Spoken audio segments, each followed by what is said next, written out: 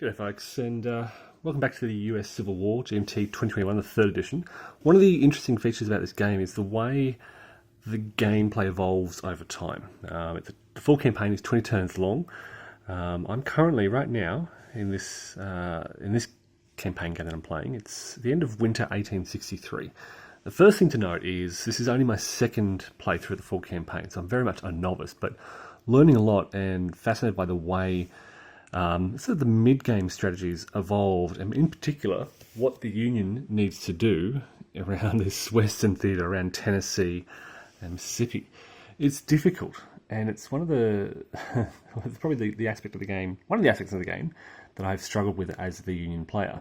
The Confederates are so often on the defensive, responding to Union advances, and they are really focused on trying to bring together SPs, trying to build their armies together, trying to rail reinforcements to and fro, and trying just to stop and slow down the Union. And keep in mind, it's expected that the Union will advance their victory points. They need to keep up with a particular benchmark. So at the end of this turn, at the end of turn 9, the benchmark is 24. If they can get 36 victory points, they automatically win. If they're 12 behind that 24, if they're on 12 victory points, they automatically lose. So yeah, it's expected that the Union will gradually increase their victory points over time. And every turn, though, that benchmark that they're aiming for will increase a little bit. So whilst it's 24 this turn, next turn it's 27. So the Union always has to be thinking about expanding, attacking, going on the offensive. Confederates are always thinking about trying to slow them down, both in the short term and long term as well. How can we just cripple this Union advance? Often what the Confederates are doing is trying to use their numerically superior cavalry. So I think I have out here, out in the Western Theatre, I have at present, there's often 3. There are two at the moment. I think one was just, one has been placed in the displaced units box. I've got 2 cavalry units out here, and they'll often try to ride behind the lines and cut off these supply lines and return.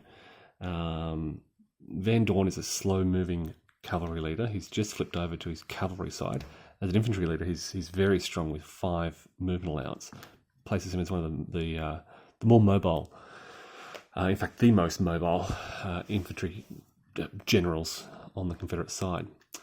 This is also what makes Grant and Sherman so powerful. They have those 5 movement allowances. It's also what makes most of the Union generals very weak, because many of them only have 3. So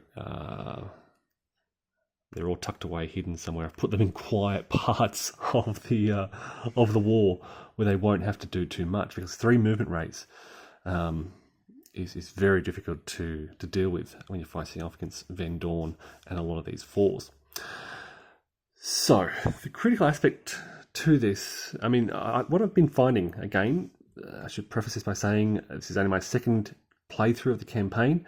I'm still very much learning, very much a novice, inexperienced, and there are probably very many experienced players who can comment much more on this. So if you've got more experience, please let me know what you think about Union mid-game, mid-war strategy out here in the Western Theatre in particular.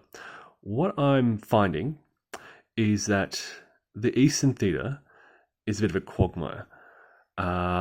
It's so much back and forth. Northern Virginia is such a narrow sort of, a narrow path for the Union to try to take to get to Richmond. And it is so easily defended by the Confederates. There are so many little minor rivers. There's so many sort of impassable hecksides through the Shenandoah Valley. There's Stuart out here. He's a superior cavalry leader with a +2, -2 attack and defense modifiers, 7 movement rating. It's too easy for Union offensive out in the east to be undermined by Confederate counterattacks. And certainly as an inexperienced player, that's what I've been finding. I'm sure more experienced players are doing that more effectively. So my approach to this campaign has just been to effectively defend as the Union, to entrench and fortify, build up large armies. So over in the east at the moment, I've got Banks and Hooker in command, and they're basically outside Manassas Junction and Harper's Ferry, way up in Northern Virginia on the banks of the Potomac, effectively, facing off against Johnson and Jackson. And yeah, there's very little offensive action out in the east. Instead, I've been focusing my efforts on the Western Theatre, because I think this is where, well, again, my inexperienced novice eyes are seeing that I think this is where the key to Union success lies. This is where they can undermine those Confederate positions in the east. This is where they can break through down the Mississippi. This is where they can get into South Carolina and Georgia, and from there push up into North Carolina and possibly even Virginia, around the Great Smoky Mountains. But how they get this done, this is no easy feat either, because again, in comparison to the east, the open terrain in this area through Tennessee and Mississippi means that, as I said a moment ago, it's easy for Confederate cavalry to quite easily run through here, disrupt their supply lines, and then pull back to Confederate lines.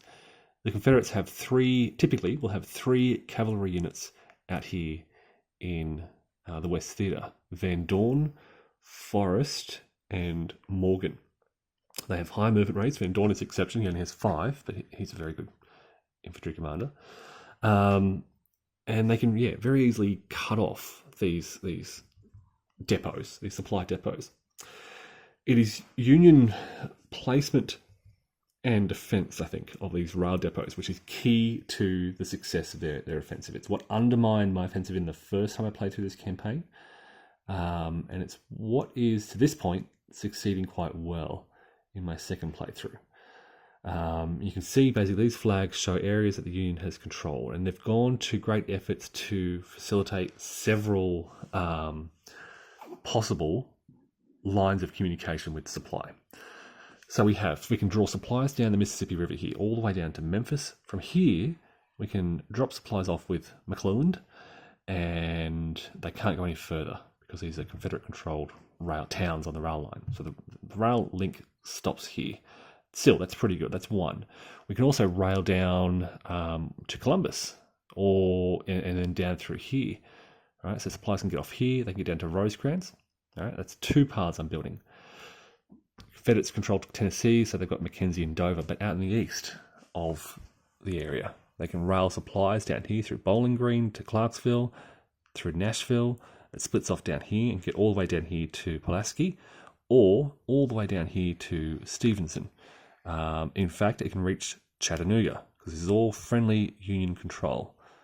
It can reach McPherson here in Cleveland, Tennessee. It can reach Knoxville. So this is all Union-controlled rail all the way up to here. And I think this is what's important, because what this means is that the Union can rail up to 12 SPs at the start of the turn. With that rail network built, we can, in theory, and I think in practice, rail 12 SPs straight to Sherman up here in Chattanooga.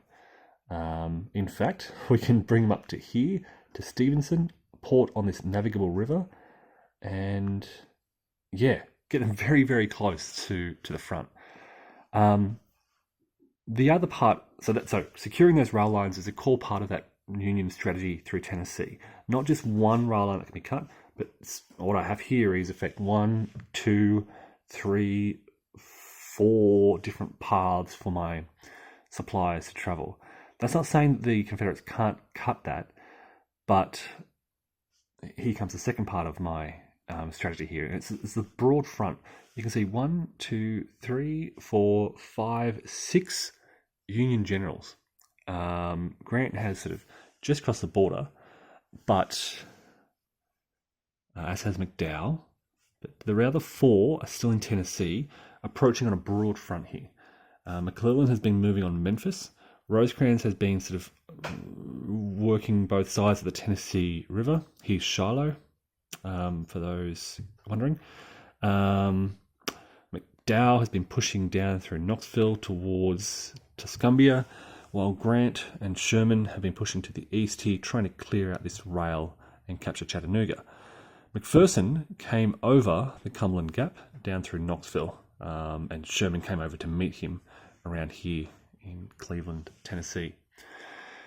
So, this broad front has, and setting up little garrisons like you can see here, has helped, and this should have a control marker, has helped the Union to prevent Confederate forces from breaking through, prevent that cavalry from coming across, whilst also there's been relatively few battles.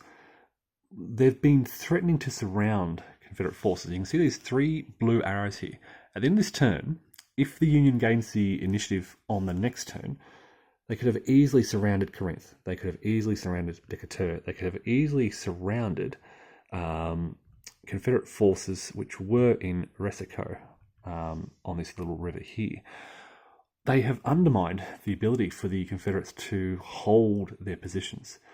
This is really only practical when the Union gains that numerical superiority. So what happened last term was Grant took a very large army and smashed into Braxton Bragg and focused on basically an attritional war. He didn't care how many losses he sustained. He just wanted to reduce Bragg's army. So attack after attack after attack. Sherman came along and attacked him again. Bragg now, he started with a large army of 9. Now he has 2 SPs, about 10,000 men, and he just has to retreat. He cannot hold here anymore. Grant has suffered losses. He's down to 7. He detached Sherman with 3, so a total of 10. But again, that shows how large his army originally was. So the Union has been smashing into the Confederates, gaining that numerical superiority, undermining their ability to hold in this position. Even the cavalry is worried about being cut off. There was cavalry out here which was displaced. That was forest. So that broad front kind of denies the Confederates, the Confederate cavalry, the opportunity to advance, cut off their supplies, and is forcing them to retreat from the front. Confederate plan now is just to try to rally into some larger armies that won't be cut off. I think being cut off from your supplies and then attacked in battle is one of the worst things that can happen to the Confederates. They want to keep their armies up. And that last turn, the winter of 1863, the Union really smashed into that Confederate strategy.